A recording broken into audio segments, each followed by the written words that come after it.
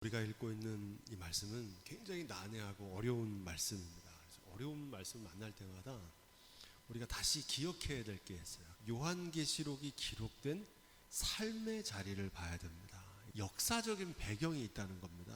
그 시대적인 정황이 있다는 거예요. 요한계시록이 기록된 역사적인 배경은 어떻습니까?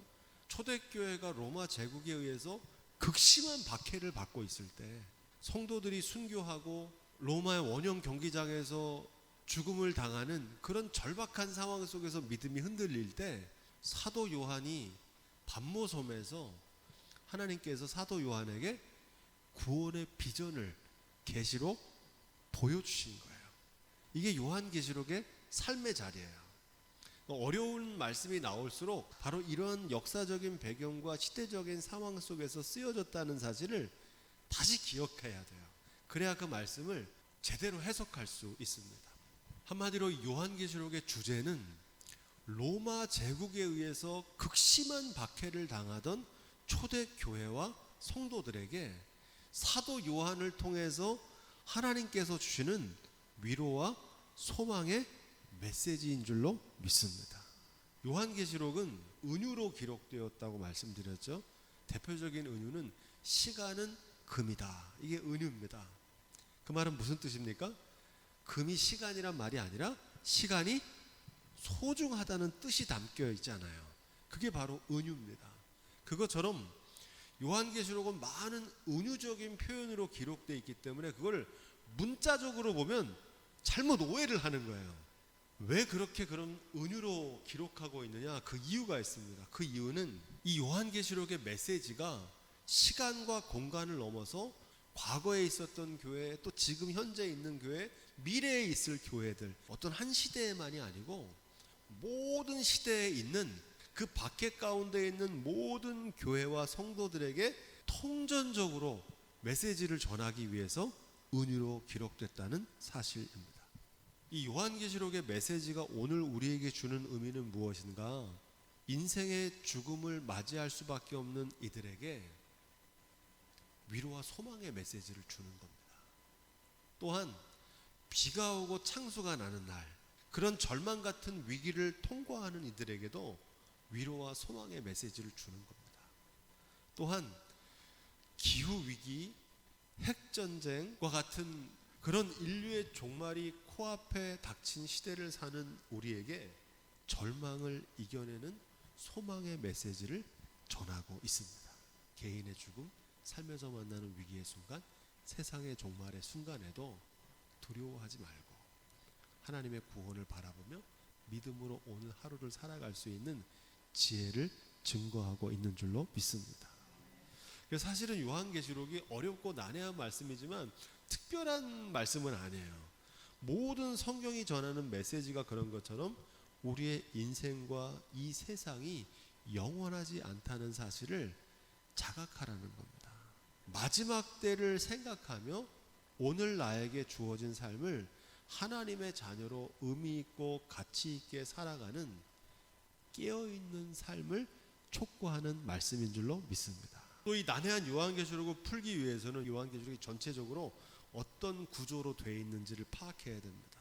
요한계시록은 크게 보면 하나님의 심판과 또 하나님의 구원에 대해서 증거하고 있습니다. 이 두 개의 기둥이에요.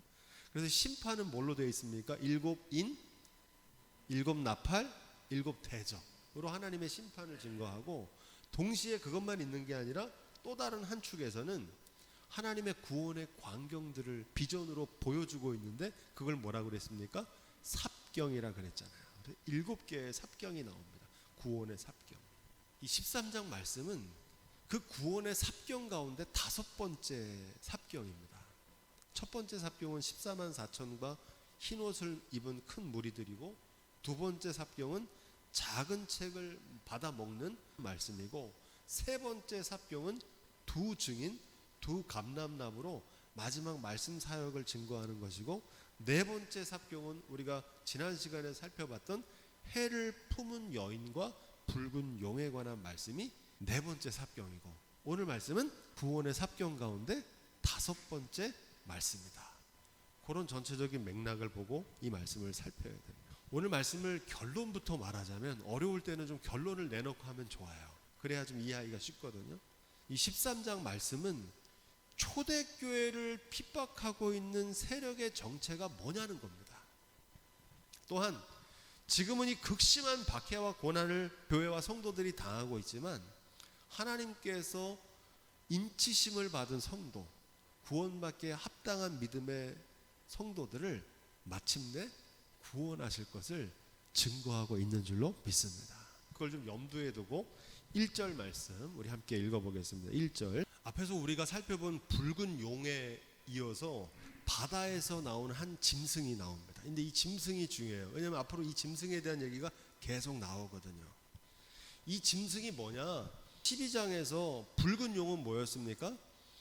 하나님을 대적하는 사탄, 곧 주님의 교회에 속한 믿음의 성도들을 핍박하는 영적인 대적을 가리켜서 붉은 용, 사단이다 이렇게 배웠잖아요.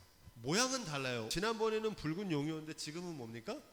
뿔이 10 달리고 머리가 7개 된 짐승이에요. 바다에서 나오는데 정체는 똑같아요. 이게 뭐냐? 사단의 하수인이라는 겁니다. 10머리와 10뿔을 가진 짐승의 정체가 무엇인지 계시록 17장 7절로 10절에 보면 자세히 기록됩니다. 사단이 지배하는 7머리는 7산이요 10뿔은 10왕이니 이렇게 말합니다. 그런데 그 모습이 중요한 게 아니라 이게 뭐냐? 이 정체는 창세 이래로 하나님을 대적했던 모든 나라들, 모든 10왕들을 통칭하는 줄로 믿습니다. 하나님 대적했던 대표적인 왕, 애굽왕 바로, 다니엘 시대 느부갓네살 같은 왕, 모든 하나님을 대적했던 왕들 있잖아요. 모든 나라들을 가리켜서 뿔이 10개 달린, 머리 7 달린 짐승이 그런 대적들과 같은 존재라는 겁니다. 그 머리에는 참남된 이름들이 있더라 이렇게 말합니다. 이 머리에 이름이 써 있는 거예요. 메시지 성경에 보니까 이렇게 되어 있어요. 각 머리에는 하나님을 모독하는 이름이 새겨져 있었습니다. 하나님을 모독한다는 것은 하나님을 대적하는 사단의 본질이 하나님 아닌 것이 하나님 노릇하는 우상을 말합니다. 하나님만 하나님인데 이 사단의 대적자 짐승은 자기가 하나님인 것처럼 행동하는 거예요. 내가 하나님이다. 내가 그리스도다. 사도 요한 시대에 초대교회를 극심하게 핍박하고 있었던 로마 제국의 황제들도 그들 가운데 하나라는 겁니다. 오늘날 그 자리에 또 다른 우상이 통치하고 있습니다. 2000년 전에는 로마 황제가 왕노릇했지만 지금 뭐가 왕입니까? 그 황제가 모든 세상을 다스리고 있는 것처럼 지금은 뭐가 다스려요? 돈이 다스려요. 돈이. 그것을 황금 만능주의, 물질 만능주의다 이렇게 말합니다.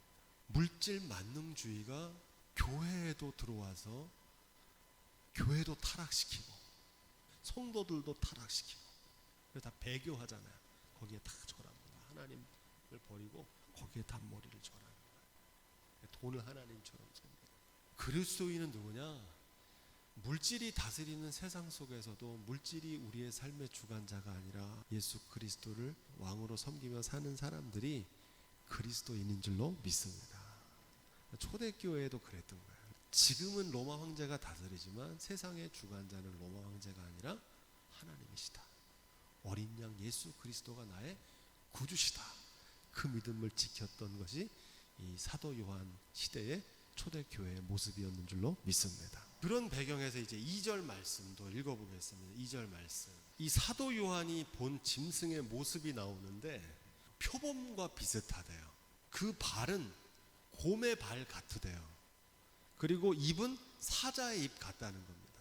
이 사도 요한이 본 이 짐승을 다니엘도 봤어요. 다니엘서 7장 3절로 6절에 보니까 이렇게 되어 있습니다. 큰 짐승 넷이 바다에서 나왔는데 그 모양이 각각 다르니 첫째는 사자와 같은데 독수리의 날개가 있더니 내가 볼 때 그 날개가 뽑혔고 또 땅에서 들려서 사람처럼 두 발로 서게 함을 입었으며 또 사람의 마음을 받았으며 다른 짐승 곧 둘째는 곰과 같은데, 그것이 몸 한편을 들었고 그 이브이 이 사이에는 새 갈비뼈가 붙었는데 그에게 말하는 자가 있어 이르기를 일어나 많은 고기를 먹으라 하였으며, 그 후에 내가 또 본즉 다른 짐승 곧 표범과 같은 것이 있는데 그 등에는 새의 날개 넷이 있고 또 권세를 받았으며, 이렇게 말합니다. 다니엘서 7장 17절에 보면 이렇게 되어 있어요. 그 내 짐승은 내 왕이라 세상에 일어날 것이로되, 이렇게 되어 있습니다. 이 짐승이 뭐라는 거예요? 세상의 왕이라는 겁니다. 세상을 당시에 호령하고 주름 잡았던 고대 대제국들을 은유적으로 표현하고 있는 겁니다. 사자는 사자 같은 바벨론 제국을 말합니다. 곰과 같은 짐승은 뭘 얘기하느냐? 바벨론 제국을 멸망시켰던 메대와 바사 제국을 가리킵니다. 표범은 뭐냐? 표범은 이 메대와 바사 제국을 멸망시켰던 또 다른 제국이 나오는데 그 제국이 바로 헬라 제국. 알렉산더 대왕이 다스렸던 나라입니다. 알렉산더 대왕이 싸움은 잘했는데 일찍 죽어요. 30대 초반에. 그래서 나라가 넷으로 갈라집니다. 그래서 내 날개가 거기서 나왔다, 이렇게 말합니다. 짐승들은 뭘 얘기하냐? 당시에 세상을 다스렸던 고대 열강 제국들을 사자 같은 바벨론 제국, 곰과 같은 바사 제국, 표범과 같은 헬라 제국을 은유적으로 표현하고 있는 겁니다. 그런데 오늘 말씀에 나오는 이 짐승은 어떠냐면 표범 같고 곰 같고 사자 같은 거예요. 이 앞에 나왔던 모든 제국들을 가지고 있는 특징을 이 짐승이 다 가지고 있는 거예요, 한 몸에. 그만큼 막강한 대제국이 나오는데 그 제국이 어디입니까? 로마 제국입니다. 로마 제국. 당시에 초대교회를 박해했던 뿔이 10 달리고 머리가 7 바다에서 나온 그 짐승은 로마 제국을 가리키는 겁니다. 바다에서 나온 이 짐승은 앞서 언급한 제국들의 특징을 모두 가진 인류의 역사상 가장 강력했던 대제국 로마 제국을 가리키는 은유입니다. 이 짐승에게 용이 자기의 능력과 보좌와 큰 권세를 주었다는 겁니다. 그게 중요해요. 용은 누굽니까? 우리가 배웠죠. 사단. 하나님을 대적하는 사단이 그 배후에서 역사하고 있다는 겁니다. 그러니까 지금 교회를 극심하게 막 로마 제국이 박해하고 황제들이 박해하고 네로 황제가 박해하고 도미테 황제가 박해하는데 사실 그 정체는 뭐다? 사단이 과거에도 성도들을 핍박하고 박해했던 것처럼 지금도 모양은 다르지만 바벨론 시대의 느부갓네살을 통해서 교회와 성도들과 예루살렘 성전을 파괴했던 것처럼 지금 이 로마 제국의 황제가 사단의 권세를 받아서 그 일을 하고 있다는 겁니다. 목적은 뭡니까? 교회와 성도들을 핍박하고 하나님이 하시는 일이 이루어지지 않도록 회방하고 대적하는 일을 과거에도 했고 지금도 하고 있고 장차도 벌이게 될 것이라는 겁니다. 그것을 볼 수 있는 믿음의 눈이 열려지기를 주님으로 부탁을 드립니다. 자, 3절로 4절 말씀. 이 말씀을 메시지 성경으로 바꾸면은 이렇게 기록되어 있습니다. 그 짐승의 머리 가운데 하나는 전에 치명상을 입었다가 나은 적이 있는 것처럼 보였습니다. 온 땅이 넋을 잃고 그 짐승을 바라보며 법석을 떨었습니다. 그들은 짐승에게 권세를 준 용에게 경배했고 그들은 그 짐승에게 경배하며 이 짐승에게 필적할 자 아무도 없다. 감히 이 짐승과 맞붙을 자 아무도 없다고 소리쳐 댔습니다. 이 짐승들과 맞붙을 자는 아무도 없을 거라는 겁니다. 로마 제국이 그만큼 막강하다는 것을 은유적으로 증거하는 말씀입니다. 이 로마라고 하는 나라는 좀 역사적인 배경을 좀 알아야 됩니다. 헬라 제국이 막 세상을 통치하고 다스리고 있을 때 나라가 넷으로 갈라졌거든요. 자기들끼리 막 분열하게 됐어요. 그 무렵에 이탈리아 반도에 로마라고 하는 한 도시 국가가 작은 나라로부터 시작됩니다. 그 헬라 제국에 있는 나라를 하나씩 하나씩 격파하면서 고대 근동 지역의 새로운 패권을 장악하는 나라로 부상합니다. 그래서 모든 열강들보다 더 강력한 대제국으로 성장하게 됩니다. 이 시대를 가리켜서 뭐라고 그러냐면 팍스 로마나라고 합니다. 팍스 로마나. 로마의 평화 이런 뜻이고, 다른 말로 하면 로마의 천하란 뜻입니다. 첫 번째 황제가 등장합니다. 아우구스투스라고 하는데 역사 속에서는 성경에도 나옵니다. 가이사 아우구스토입니다. 그 가이사 아우구스토 때에 누가 오십니까? 그때 유대 땅 베들레헴에 하나님의 아들 예수 그리스도가 오잖아요. 예수님이 오실 때 세상을 통치하던 그 통치자가 누구였습니까? 로마 제국의 황제 가이사 아우구스토였습니다. 로마 제국이 세상을 다 다스리고 있었던 겁니다. 그 시대 가운데 있었던 박해와 핍박 속에서 지금 사도 요한이 이 비전을 보고 있는 거예요. 중요한 점은 초대교회를 핍박하던 로마 제국의 정체가 바로 하나님을 대적하던 사단의 또 다른 수하라는 것을 증거하고 있습니다. 17장 7절로 10절에는 이 짐승에 대해서 이렇게 말합니다. 천사가 가로되 왜 기히 여기느냐? 내가 여자와 그의 탄 바 7 머리와 10뿔 가진 짐승의 비밀을 내게 이르리라. 지혜 있는 뜻이 여기 있으니 그 7 머리는 여자가 앉은 7 산이요 7 왕이라. 그 다음이 중요해요. 5은 망하였고 하나는 있고 다른 이는 아직 이르지 않았다, 이렇게 말합니다. 그래서 여기서 중요한 게 5은 망했다는 거면 5은 이미 왔다 갔다는 거예요. 역사 속에서 애굽 제국, 아수르 제국, 바벨론 제국, 바사 제국, 헬라 제국 이미 왔다가 어떻게 됐어요? 예수님 오시기 전에 다 멸망했잖아요. 사라지고. 하나는 있고 그 하나는 아직 남아 있다는 거예요. 그게 뭡니까? 로마 제국이잖아요. 사도 요한 시대에 지금도 그 로마 제국이 막 통치하고 있는 거예요. 다른 이는 아직 이르지 않았으니. 이건 장차 올 적그리스도입니다. 로마 제국이 했던 일을 똑같이 해요. 근데 방법이 달라. 로마 제국은 칼과 창으로 했는데 이 적그리스도, 마지막에 오는 적그리스도는 말로 해요. 사람들의 마음을 막 미혹시켜요. 기적도 행하고. 지금 여기 나오는 이 한 짐승은 바로 하나는 있고 하는 그 지금 초대교회를 박해하는 로마 제국이라는 사실을 우리가 기억하면 됩니다. 자, 5절부터 6절 말씀.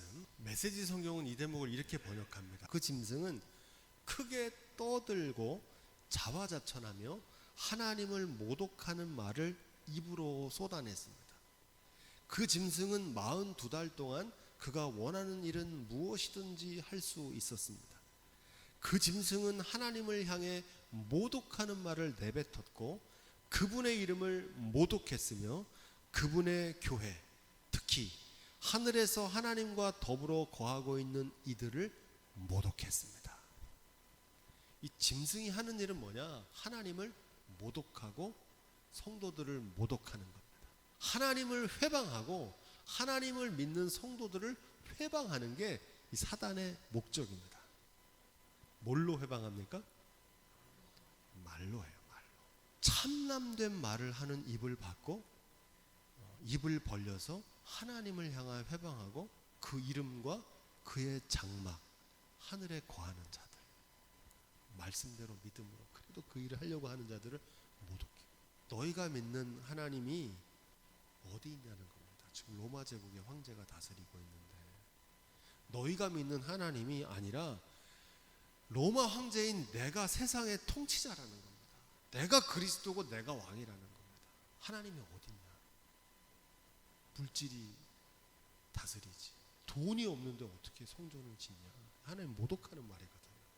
중요한 말씀은 42달 동안 사단이 그 일을 한다는 건데 이 42달은 단순히 3년 6개월을 말하는 게 아니라고 그랬죠. 고난과 박해의 기간을 나타내는 은유입니다. 로마 제국의 위세가 천년만년 갈 것 같지만 제 아무리 대단해도 로마 제국의 통치와 박해는 영원하지 않고 제한된 기한이 있다는 겁니다. 42달 끝나면 끝나는 거예요. 하나님이 세상의 통치자이시기 때문입니다. 지금은 잠시는 로마 제국의 황제가 다스리는 로마 제국의 천하지만 곧 그리스도가 통치하시는 세상이 올 거라는 겁니다. 이게 요한계시록의 메시지예요. 우리도 교회가 예배당 건축하는데 돈이 없고 사람도 없고 막 어려워가지고 다 끝난 것 같고 절망하고 막 모독하잖아요. 큰 소리 막 치는 거예요, 그런 사람들이. 그런데 그 기간은 오래지 않고 때가 지나면 하나님께서 통치하시고 역사하시는 줄로 믿습니다. 그 얘기를 하는 거예요. 악이 비록 성하여도 믿음과 용기를 잃지 말라는 겁니다. 때가 이르면 마침내 하나님께서 구원하신다는 거예요. 이걸 꼭 기억하셔야 됩니다. 사단은 말로 역사해요. 일제강점기 생각하시면 돼요. 일제강점기에 민족 말살 정책을 할 때 일본 제국주의가 했던 게 바로 이런 방법입니다. 내선 일체 황국 식민화라 그래가지고 식민지를 효과적으로 통치하고 수탈하기 위해서 그걸 정당화하려고 정신과 문화와 사상적인 공격을 합니다. 요즘으로 말하면 가스라이팅을 하는 거죠. 두려워하게 하고 염려하게 하고. 사단이 하는 역사는 이런 말로 사람들의 영혼을 사로잡습니다. 이것을 분별할 수 있는 지혜가 있기를 주님으로 부탁을 드립니다. 예나 지금이나 장차나 똑같아요. 7절로 8절 하도 위세가 강하니까 믿음 좋던 사람들도 하나님을 버리고 배교를 합니다. 배교. 그래서 극심한 박해가 있으면 두 가지 길이 나온다고 그랬죠. 하나는 순교, 하늘의 미랄로 썩어져 죽는 사람이 있는가 반면에 그 믿음이 없는 사람들은 배교를 합니다. 도망치거나 아니면 거기에 굴복하거나. 다니엘서 7장 23절로 25절 모신자가 이처럼 이르되 넷째 짐승은 곧 땅의 내 나라인데 이는 모든 나라보다 달라서 천하를 삼키고 밟아 부서뜨릴 것이며 그 열불은 이 나라에서 일어날 열왕이요 그 후에 또 하나가 일어나리니 그는 먼저 있던 자들과 다르고 또 새 왕을 복종시킬 것이며 그가 장차 말로 지극히 높으신 자를 대적하며 또 지극히 높으신 자의 성도를 괴롭게 할 것이며 성도는 그의 손에 붙임바 되어 한 때와 두 때와 반 때를 지나리라. 그러니까 다니엘서 말씀과 지금 요한계시록 말씀이 일맥상통하는 거잖아요. 이것은 로마 제국만을 가리키는 게 아니고 인류 역사 속에서 하나님을 대적하고 사람들을 미혹하고 성도들의 믿음을 무너뜨리는 모든 대적들을 통칭합니다. 오늘날에는 고대 로마 제국처럼 물질 만능주의가 온 세상을 다스린다 그랬죠. 이 물질 만능주의 뭘로 다스리냐면 사람들을 두려워하게 하고 불안하게 합니다. 많이 소유하면 행복하다는 그릇된 신념을 가지고 있습니다. 믿음이 거기 있어요. 물질에 있는 거예요. 믿음이. 우리의 행복이 복의 근원 대신 하나님께 있는 게 아니라 많이 소유하면 행복하고 그게 잘 사는 거라고 믿는 겁니다. 그 확신 속에 사는 거예요. 또 요즘에는 조물주 위에 건물주라는 말처럼 부동산 불패의 헛된 신화입니다. 부동산이 최고다.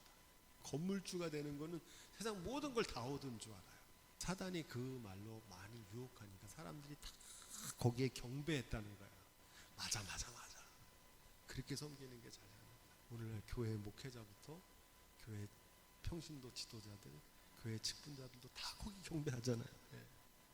하나님께도 경배하고 물질도 경배하고 만복의 근원 하나님이라고 찬송하면서도 동시에 그래도 많이 소유하면 행복하다. 하나님과 재물을 겸하여 섬기는 시대를 살고 있지 않습니까? 그런데 지금 그 신화가 깨지고 있죠. 사람의 생명이 소유의 넉넉함에 있지 아니하니라.